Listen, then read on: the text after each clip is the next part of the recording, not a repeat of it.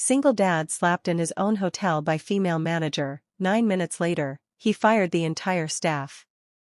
The slap echoed louder than anyone expected. Guests froze. A tired little girl clutched her father's hand. And in that moment, a single dad who had already lost almost everything stood silently, staring at the woman who had just humiliated him in public.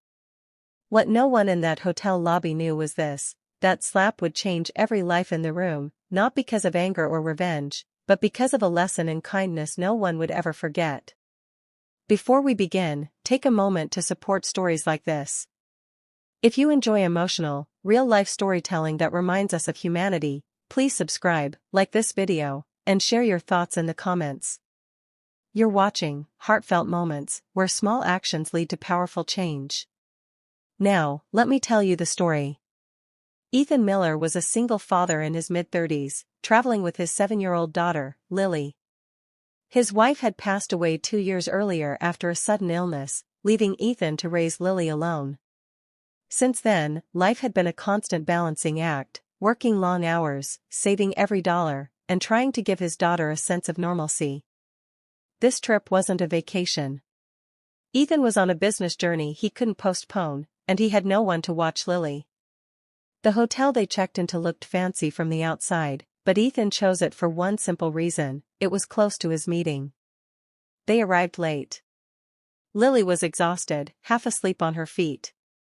Ethan approached the front desk politely, asking if early check-in was possible. The lobby was quiet, but the female manager on duty barely looked up from her computer. She scanned Ethan from head to toe, his worn jacket, his travel bag, his tired eyes, and her expression hardened. "Check-in is at 3, she said sharply. "Rules are rules." Ethan nodded and calmly explained his situation. He wasn't asking for special treatment, just a little understanding.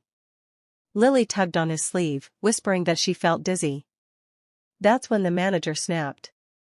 She accused him of trying to manipulate staff. She raised her voice, drawing attention from nearby guests. When Ethan gently asked her to lower her tone because of his daughter, she lost control.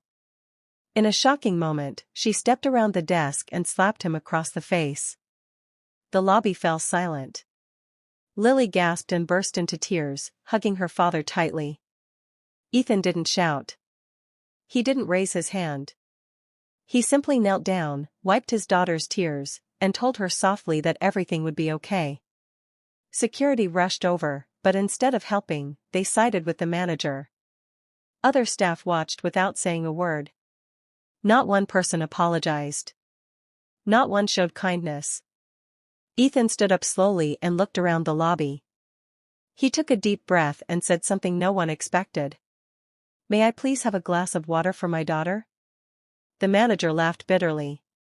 "Get out before I call the police." Ethan nodded, stepped aside, and quietly made a phone call. 9 minutes later, the hotel doors opened again, but this time everything changed. A group of sharply dressed executives walked in, followed by a legal representative. Their presence alone shifted the air in the room. The manager's face went pale. Ethan walked toward them, not as a guest, but with confidence. It turned out Ethan wasn't just a struggling single dad. He was the silent majority owner of the hotel chain, someone who intentionally visited properties unannounced to understand how guests were treated when no one thought they were watching. He had learned long ago that titles don't reveal truth, behavior does. The executives asked the manager to explain what had happened. She tried to justify herself, twisting the story. But security footage played on the lobby screen. The slap. The shouting. Lily crying. Ethan calmly standing still. One by one, staff members were questioned. No one spoke up in defense of kindness. No one admitted they should have helped. Ethan listened quietly.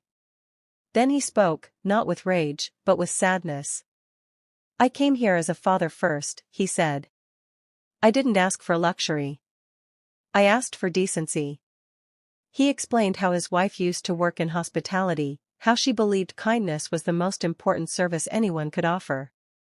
He said he built his business on that belief. The manager was immediately dismissed.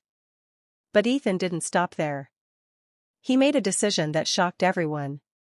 Every staff member who witnessed the incident and chose silence was terminated, not as punishment, but as a reset. He announced mandatory kindness and empathy training across the entire company. New leadership would be brought in. Policies would change.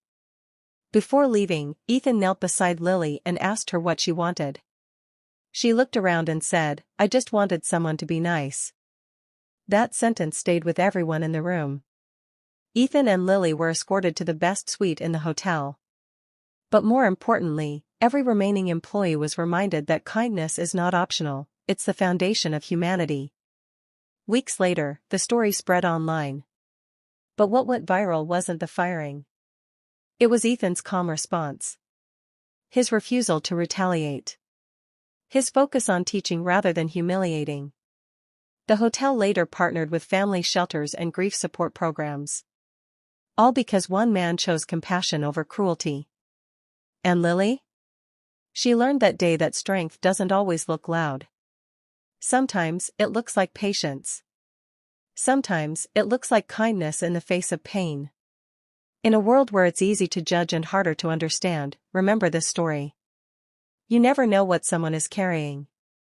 A little kindness might be the thing that changes everything. If this story touched your heart, let it remind you to lead with compassion. Because kindness, real kindness, has the power to heal, to teach, and to transform lives. And maybe, just maybe, it starts with you.